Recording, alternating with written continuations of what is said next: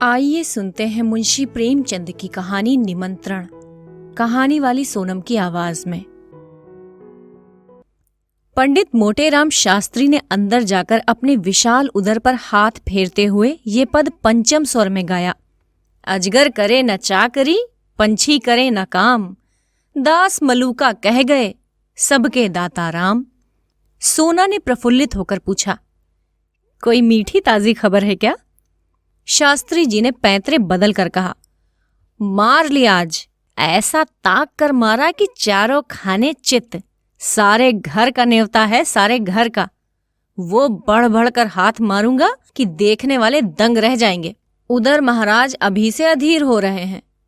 सोना ने कहा, कहीं पहले की भांति अब की धोखा ना हो, पक्का पोढ़ा कर लिया है ना? मोटेराम ने मूछें ऐंठते हुए कहा, ऐसा असगुन मुंह से ना निकालो। बड़े जब तब के बाद ये शुभ दिन आया है, जो तैयारियां करनी हो कर लो। सोना, वो तो करूंगी ही, क्या इतना भी नहीं जानती? जन्म भर घास थोड़े ही खोदती रही हूं, मगर है घर भर का ना। मोटेराम, अब और कैसे कहूं, पूरे घर भर का है। इसका अर्थ समझ में ना आया हो तो मुझसे पूछो। विद्वानों की बात समझना सबका काम नहीं। अगर उनकी बात सभी समझ लें तो उनकी विद्वता का महत्व ही क्या रहे, बताओ समझी? मैं इस समय बहुत ही सरल भाषा में बोल रहा हूं, मगर तुम नहीं समझ सकी। बताओ विद्वता किसे कहते हैं? अच्छा, महत्व ही का अर्थ बताओ। घर भर का निमंत्रण देना क्या दिल लगी है? हाँ, ऐसे अवसर पर विद्वान लोग राजनीति से काम लेते हैं और उसका आशय वही निकालते हैं जो अपने अनुकूल हो। मुरादापुर की रानी साहिबा 7 ब्राह्मणों को इच्छापूर्ण भोजन कराना चाहती हैं। कौन कौन महाशय मेरे साथ जाएंगे ये निर्णय करना मेरा काम है। अलगू शास्त्री, बेनी शास्त्री, छेदी राम शास्त्री, भवानी राम शास्त्री, फेकू राम शास्त्री आदि जब इतने आदमी अपने ही घर में हैं, तब बाहर कौन ब्राह्मणों को खोजने जाए? और 7वां कौन? बुद्धि दौड़ाओ, एक पत्तल घर लेते आना। फिर वही बात की जिसमें बदनामी हो। छी छी, पत्तल घर लाऊं, उस पत्तल में वो स्वाद कहाँ जो जजमान के घर बैठकर भोजन करने में है। सुनो, 7वें महाशय हैं पंडित सोनाराम शास्त्री। चलो दिल लगी करते हो, भला मैं कैसे जाऊंगी? ऐसे ही कठिन अवसरों पर तो विद्या की आवश्यकता पड़ती है। विद्वान आदमी अवसर को अपना सेवक बना देता है, मूर्ख भाग्य को रोता है। परिधान का अर्थ समझती हो? परिधान पहनावे को कहते हैं। इसी साड़ी को मेरी तरह बांध लो, मेरी मिर्जई पहन लो, ऊपर से चादर ओढ़ लो, पगड़ी मैं बांध दूंगा, फिर कौन पहचान सकता है? मुझे तो लाज लगेगी। तुम्हें करना ही क्या है, बातें तो हम करेंगे। सोना ने मन ही मन आने वाले पदार्थों का आनंद लेकर कहा, बड़ा मजा होगा। बस अब विलंब ना करो, तैयारी करो, चलो।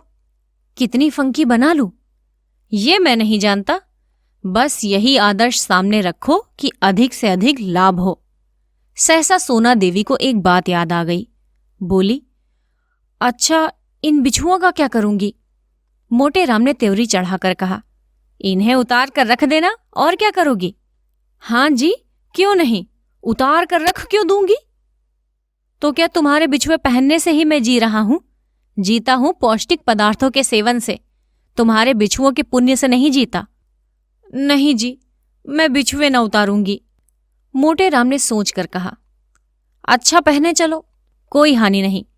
गोवर्धनधारी ये बाधा भी हर लेंगे। बस पाँव में बहुत से कपड़े लपेट लेना, मैं कह दूंगा इन पंडित जी को फीलपा हो गया है। कैसी सूझी? पंडिताइन ने पतिदेव को प्रशंसा सूचक नेत्रों से देखकर कहा, जन्म भर पढ़ा नहीं है? संध्या समय पंडित जी ने 5 पुत्रों को बुलाया और उपदेश देने लगे। पुत्रों, कोई काम करने से पहले खूब सोच समझ लेना चाहिए कि कैसे क्या होगा। मान लो रानी साहिबा ने तुम लोगों का पता ठिकाना पूछना आरंभ किया, तो तुम लोग क्या उत्तर दोगे? ये तो महान मूर्खता होगी कि तुम सब मेरा नाम लो। सोचो कितने कलंक और लज्जा की बात होगी कि मुझ जैसा विद्वान केवल भोजन के लिए इतना बड़ा कुचक्र रचे। इसलिए तुम सब थोड़ी देर के लिए भूल जाओ कि मेरे पुत्र हो। कोई मेरा नाम ना बतलाए। संसार में नामों की कमी नहीं है, कोई अच्छा सा नाम चुनकर बता देना। पिता का नाम बदल लेने से कोई गाली नहीं लगती। ये कोई अपराध नहीं। अलगू, आप ही बता दीजिए। मोटेराम, अच्छी बात है, बहुत अच्छी बात है। हाँ, इतने महत्व का काम मुझे स्वयं करना चाहिए। अच्छा सुनो, अलगू राम के पिता का नाम है पंडित केशव पांडे, खूब याद कर लो। बेनी राम के पिता का नाम पंडित मंगरू ओझा, खूब याद रखना। छेदी राम के पिता हैं पंडित दमड़ी तिवारी, भूलना नहीं। भवानी, तुम गंगू पांडे बताना, खूब याद कर लो।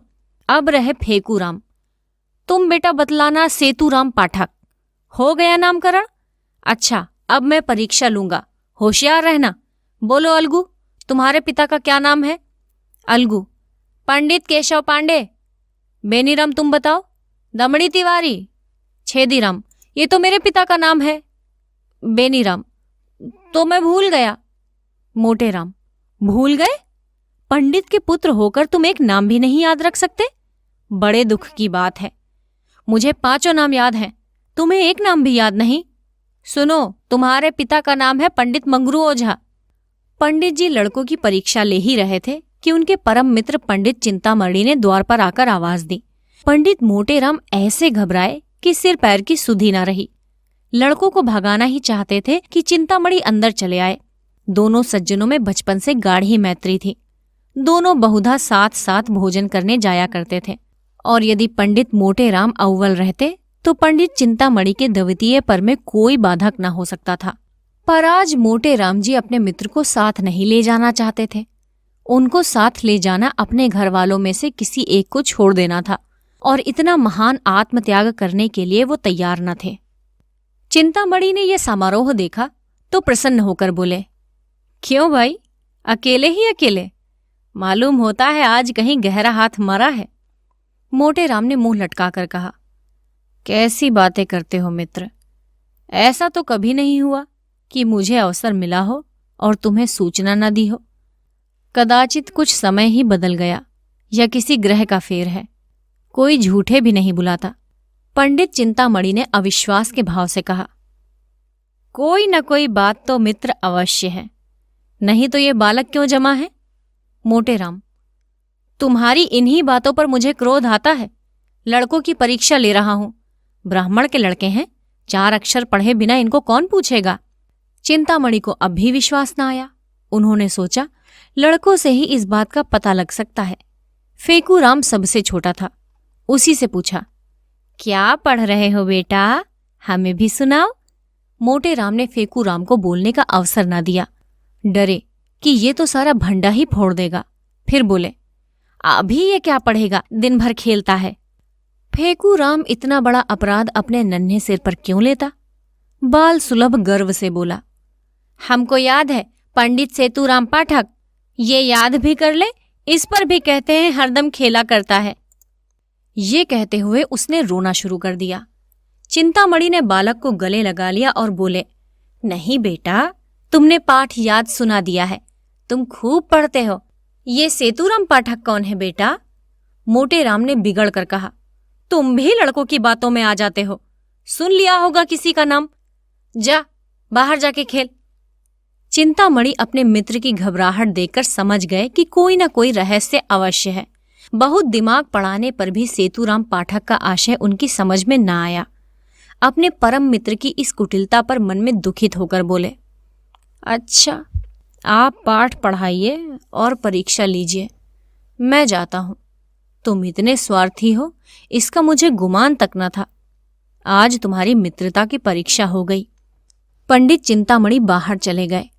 मोटेराम जी के पास उन्हें मनाने का समय ना था। फिर परीक्षा लेने लगे। सोना ने कहा, मना लो, रूठे जाते हैं, फिर परीक्षा लेना। मोटेराम, जब कोई काम पड़ेगा मना लूंगा, निमंत्रण की सूचना पाते ही इनका सारा क्रोध शांत हो जाएगा। हाँ भवानी, तुम्हारे पिता का क्या नाम है बोलो। भवानी, गंगू पांडे।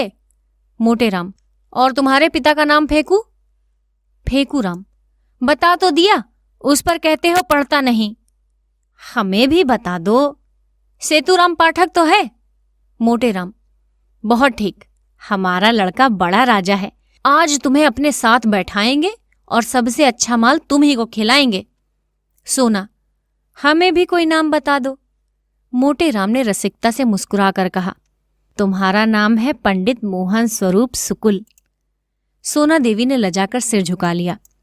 सोना देवी तो लड़कों को कपड़े पहनाने लगी। उधर फेंकू आनंद की उमंग में घर से बाहर निकला। पंडित चिंतामणि रूठ कर तो चले गए, पर कुतूहलवश अभी द्वार पर दुबके खड़े थे। जिन बातों की भनक इतनी देर में पड़ी, उससे ये ज्ञात हो गया कि कहीं निमंत्रण है, पर कहाँ है, कौन कौन से लोग निमंत्रित हैं, ये ज्ञात न हुआ। इतने में फेंकू बाहर निकला तो उन्होंने उसे गोद में उठा लिया और बोले, कहाँ न्योता है बेटा? अपनी जान में तो उन्होंने बहुत धीरे से पूछा था, पर न जाने कैसे पंडित मोटे राम के कान में भनक पड़ गई। तुरंत बाहर निकल आए। देखा तो चिंतामणि जी फेंकू को गोद में लिए कुछ पूछ रहे थे। लपक कर लड़के का हाथ पकड़ लिया और चाहा कि उसे अपने मित्र की गोद से छीन ले, मगर चिंतामणि जी को अभी तक प्रश्न का उत्तर न मिला था। अतएव लड़के का हाथ पकड़कर उसे लिए हुए अपने घर की ओर भागे। मोटे राम भी ये कहते हुए उनके पीछे दौड़े, अरे उसे क्यों लिए जाते हो, धूर्त कहीं का, दुष्ट! चिंतामणि, मैं कह देता हूं इसका नतीजा अच्छा न होगा। फिर कभी किसी निमंत्रण में न ले जाऊंगा। भला चाहते हो तो उसे उतार दो। मगर चिंतामणि ने एक न सुनी, भागते ही चले गए। उनकी देह अभी संभाल के बाहर न हुई थी, दौड़ सकते थे, मगर मोटे राम को एक एक पग आगे बढ़ाना दुस्तर हो रहा था। भैंसे की भांति हांफते थे और नाना प्रकार के विशेषणों का प्रयोग करते दुल की चाल से चले जाते थे। और यद्यपि प्रतिक्षण अंतर बढ़ता जाता था और पीछा न छोड़ते थे। अच्छी घुड़दौड़ थी। नगर के दो महात्मा दौड़ते हुए जान पड़ते थे मानो दो गैंडे चिड़ियाघर से भाग आए हों। सैकड़ों आदमी तमाशा देखने लगे। कितने ही बालक उनके पीछे तालियां बजाते हुए दौड़े। कदाचित ये दौड़ पंडित चिंतामणि के घर पर ही समाप्त होती, पर पंडित मोटे राम धोती की ढीली हो जाने के कारण उलझकर गिर पड़े। चिंतामणि ने पीछे फिरकर ये दृश्य देखा तो रुक गए और फेंकूराम से पूछा, क्यों बेटा, कहाँ न्योता है? फेंकूराम, बता दे तो हमें मिठाई दोगे ना? हाँ दूंगा, बताओ। रानी के यहाँ। कहाँ की रानी? ये मैं नहीं जानता, कोई बड़ी रानी है। नगर में कई बड़ी बड़ी रानियां थीं। पंडित जी ने सोचा सभी रानियों के द्वार पर चक्कर लगाऊंगा। जहां भोज होगा वहां कुछ भीड़ भाड़ होगी ही, पता चल जाएगा। ये निश्चय करके वो लौटे। सहानुभूति प्रकट करने में अब कोई बाधा न थी।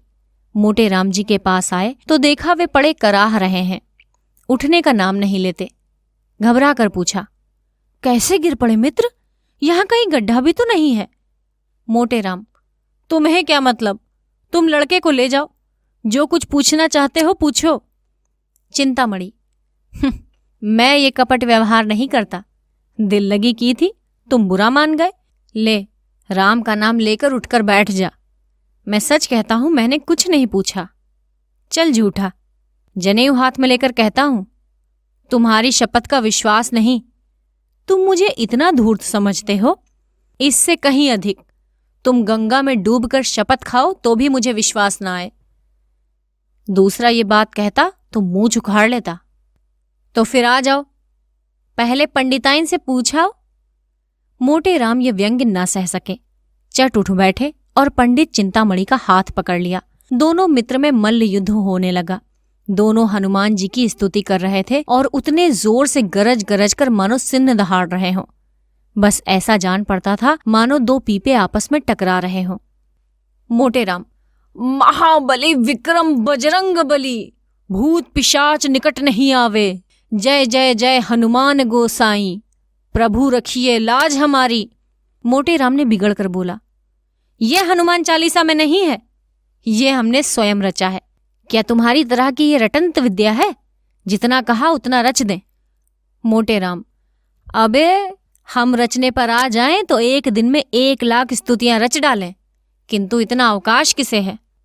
दोनों महाशय अलग खड़े होकर अपने अपने रचना कौशल की डींगे मार रहे थे। मल्ल युद्ध शास्त्रार्थ का रूप धारण करने लगा, जो विद्वानों के लिए उचित है।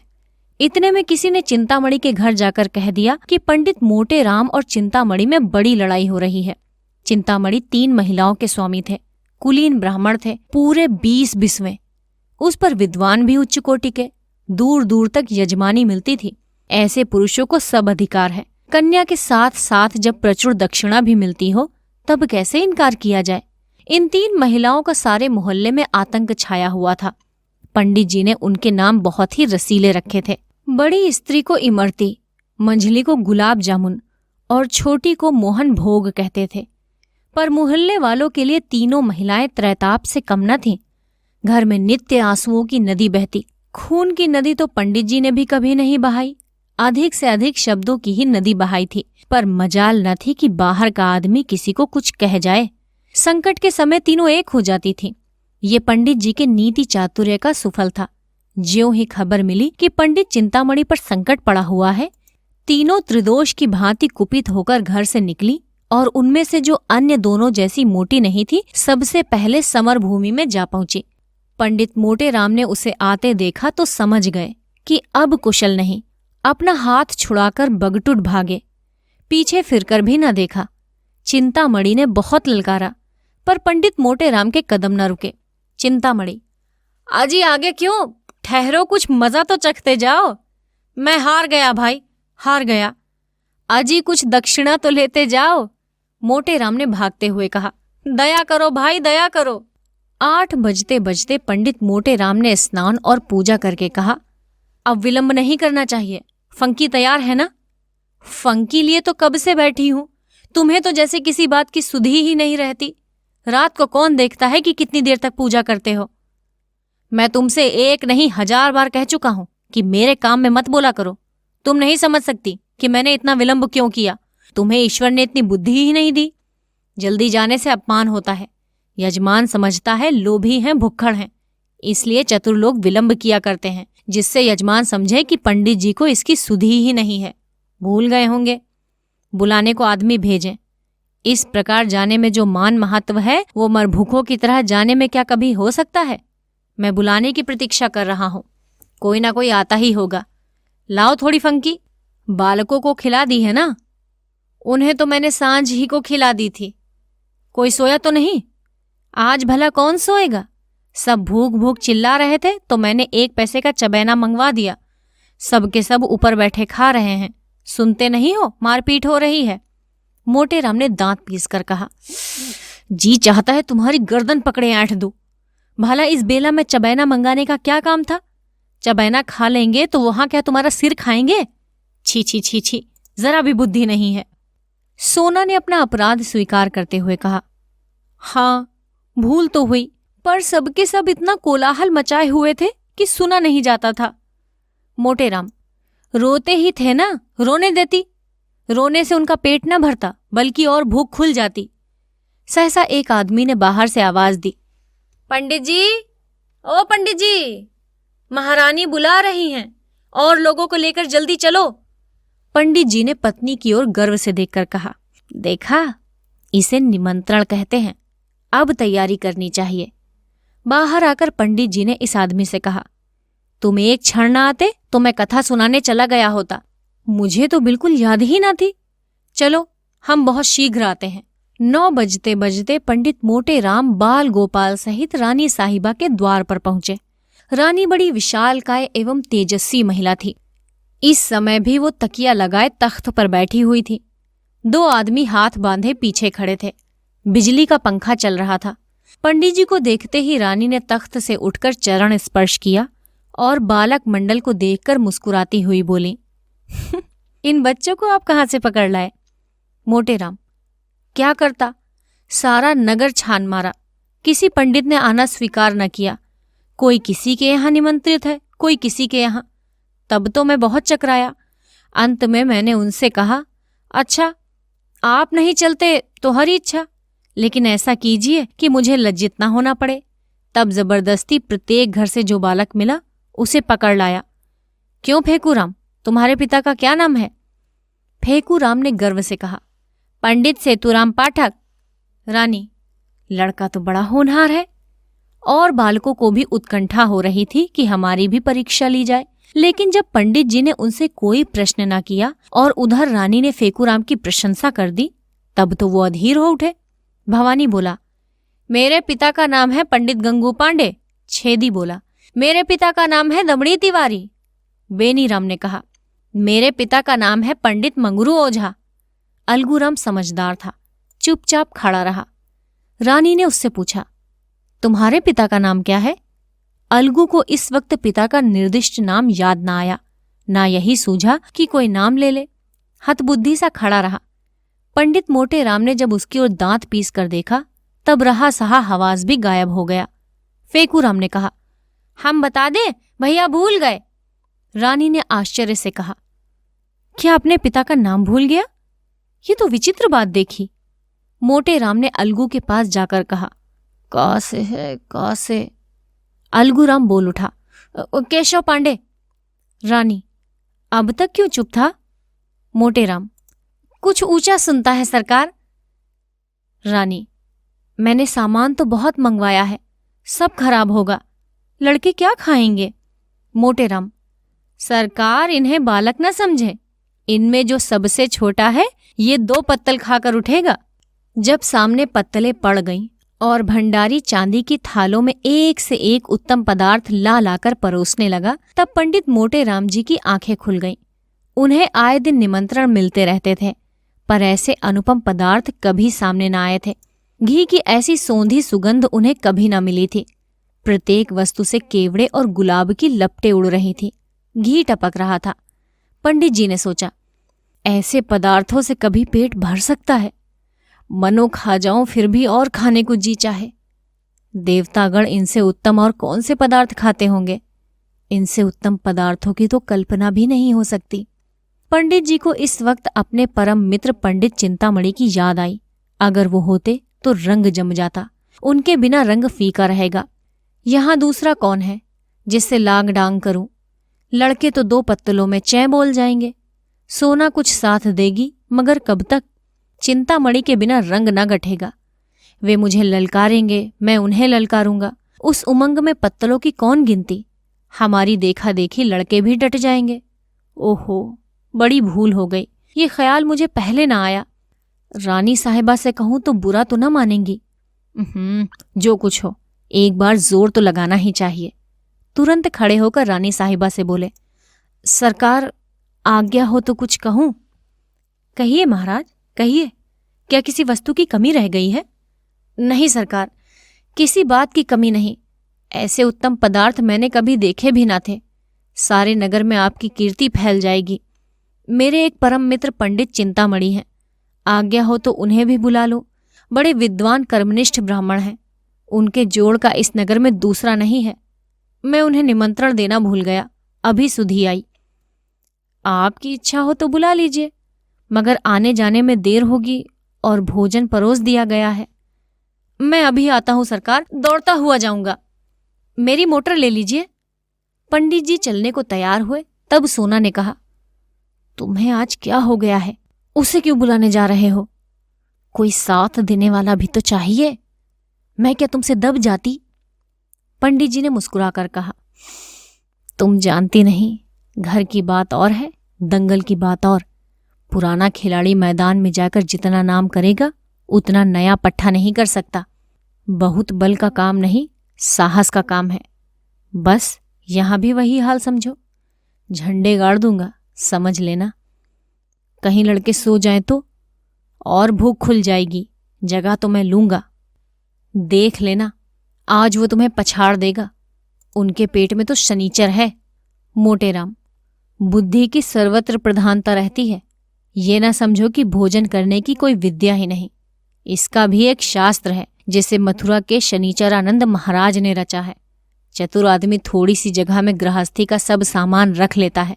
अनाड़ी बहुत सी जगह में भी यही सोचता है कि कौन सी वस्तु कहाँ रखूं। गंवार आदमी पहले से ही हबक हबक कर खाने लगता है और चट एक लोटा पानी पीकर अफर जाता है। चतुर आदमी बड़ी सावधानी से खाता है। उसको कौर नीचे उतारने के लिए पानी की आवश्यकता नहीं पड़ती। देर तक भोजन करते रहने से वो सुपाच्य भी हो जाता है। चिंतामणि मेरे सामने क्या ठहरेगा? चिंतामणि अपने आंगन में उदास बैठे थे। जिस प्राणी को वो अपना परम हितैषी समझते थे, जिसके लिए वो अपने प्राण तक देने को तैयार रहते थे, स्वार्थ के आगे कौन किसको पूछता है? उस अमूल्य पदार्थों की कल्पना करके चिंतामणि के मुंह से लार टपक पड़ती थी। अब सामने पत्तल आ गई होंगी। अब थालों में इमरतियां लिए भंडारी जी आए होंगे। ओहो, कितने सुंदर कोमल कुरकुरी रसीली इमरतियां होंगी। अब बेसन के लड्डू होंगे, मुंह में रखते ही घुल जाते होंगे, जीभ भी न डुलानी पड़ती होगी। आह, अब मोहन भोग आया होगा।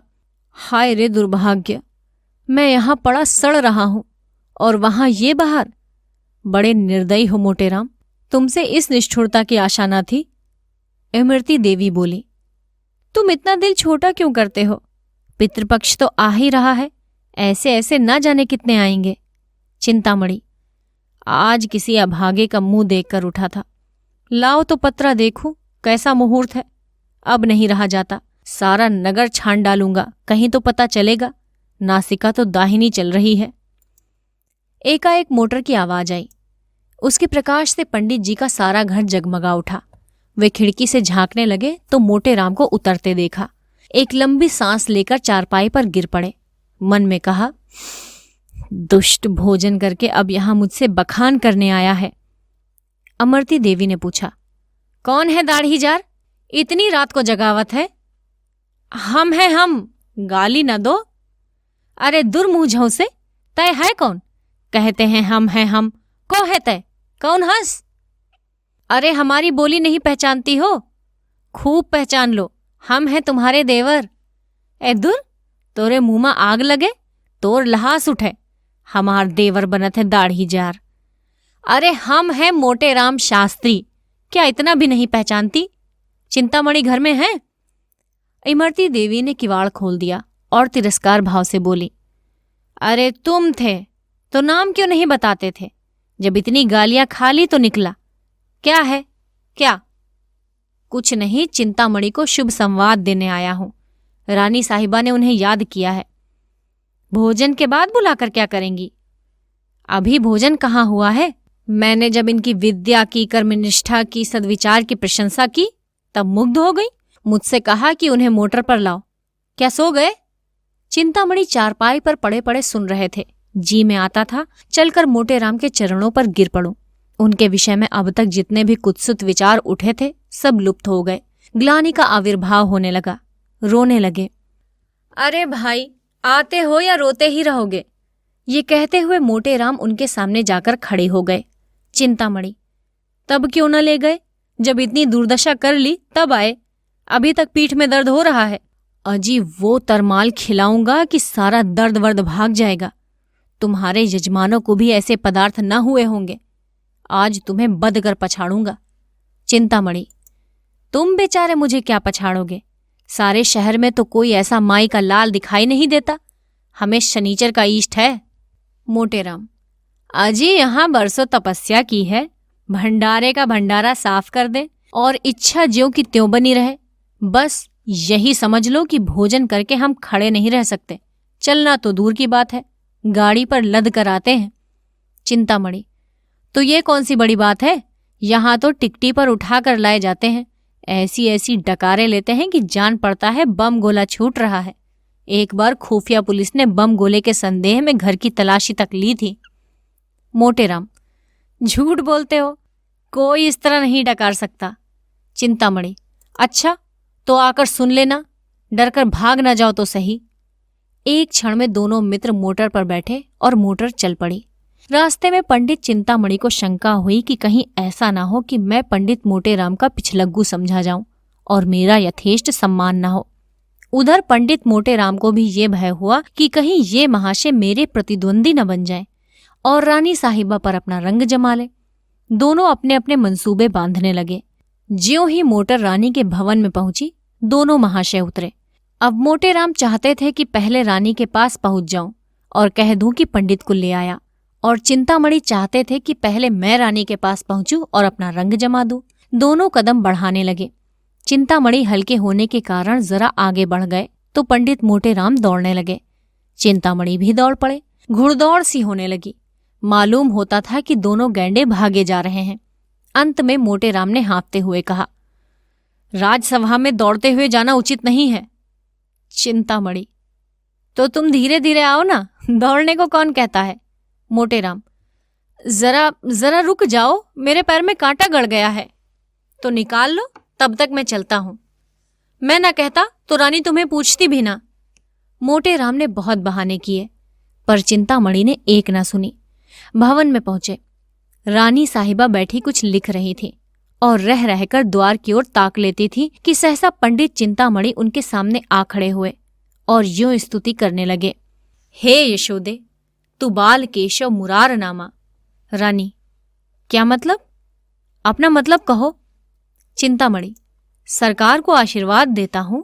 सरकार ने इस दास चिंतामणि को निमंत्रित करके कितना अनुग्रसित किया है, उसका बखान शेषनाग अपनी सहस्त्र जिह्वा द्वारा भी नहीं कर सकते।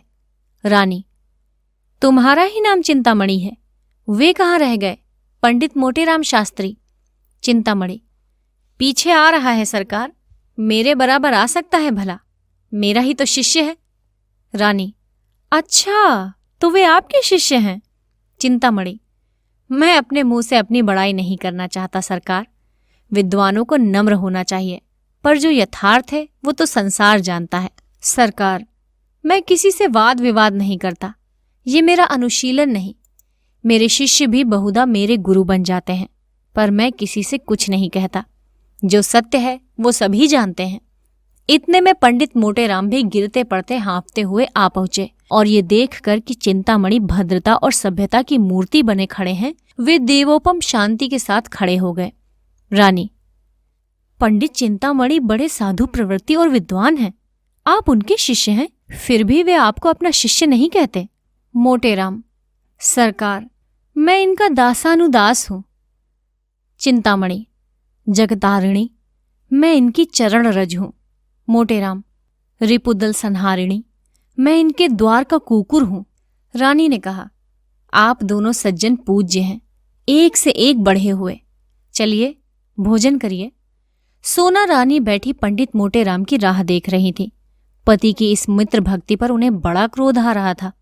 बड़े लड़कों के विषय में तो कोई चिंता न थी, लेकिन छोटे बच्चों के सो जाने का भय था।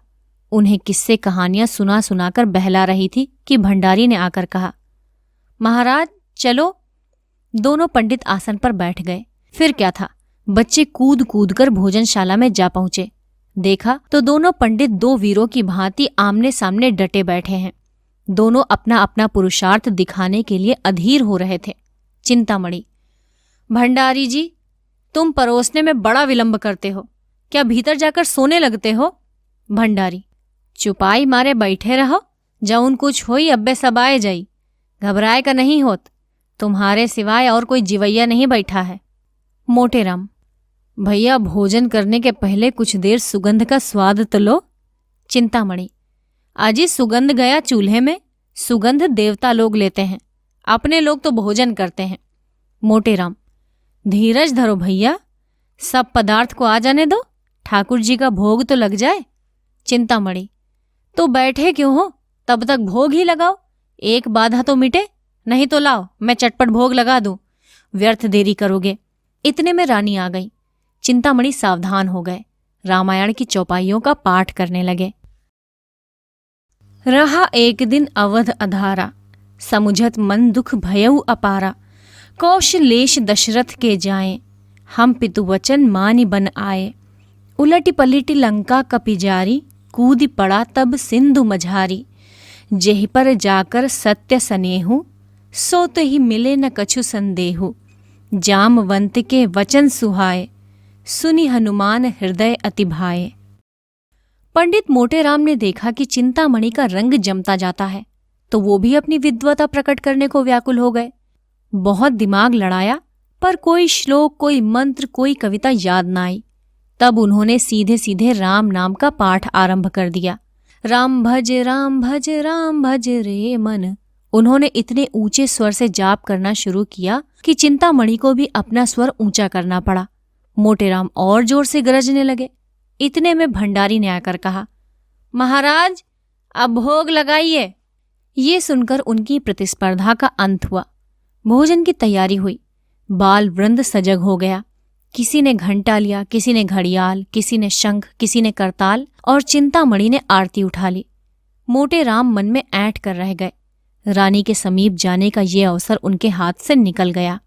पर यह किसे मालूम था कि विधिवाम उधर कुछ और ही कुटिल क्रीड़ा कर रहा है। आरती समाप्त हो गई थी। भोजन शुरू होने को ही था कि एक कुत्ता ना जाने किधर से आ निकला। पंडित चिंतामणि के हाथ से लड्डू थाल में गिर पड़ा। पंडित मोटेराम अचकचा कर रह गए। सर्वनाश! चिंतामणि ने मोटेराम से इशारे में कहा। अब क्या कहते हो मित्र?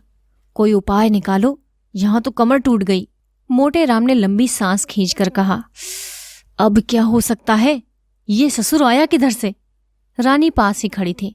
उन्होंने कहा, अरे ये कुत्ता किधर से आ गया? ये रोज बंधा रहता था, आज कैसे छूट गया? अब तो रसोई भ्रष्ट हो गई। चिंतामणि, सरकार, आचार्यों ने इस विषय में। मोटेराम, कोई हर्ज नहीं है सरकार, कोई हर्ज नहीं। सोना, भाग्य फूट गया। जोहत जोहत आधी रात बीत गई, तब ई विपत फाट पड़ी। चिंतामणि, सरकार, स्वान के मुख में अमृत। मोटेराम, तो अब आज्ञा हो तो चले। रानी, हाँ और क्या। मुझे बड़ा दुख है कि इस कुत्ते ने आज इतना बड़ा अनर्थ कर डाला। तुम बड़े गुस्ताख हो टॉमी। भंडारी ये पत्तल उठाकर मेहतर को दे दो। चिंतामणि, छाती फटी जाती है। सोना को बालकों पर दया आई। बेचारे इतनी देर देवोपम धैर्य के साथ बैठे थे। बस चलता तो कुत्ते का गला घोंट देती। फिर बोली, लरिकन का तो दोष नहीं परत, इन्हें काहे नहीं खवाए देत को। चिंतामणि, मोटेराम महादुष्ट हैं, इसकी बुद्धि भ्रष्ट हो गई है। सोना, ऐसे तो विद्वान बने रहा था, अब काहे नहीं बोलत बनत। मुँह में दही जम गवा, जीभा नहीं खुलत है। चिंतामणि, सत्य कहता हूं, रानी को चकमा दे देता।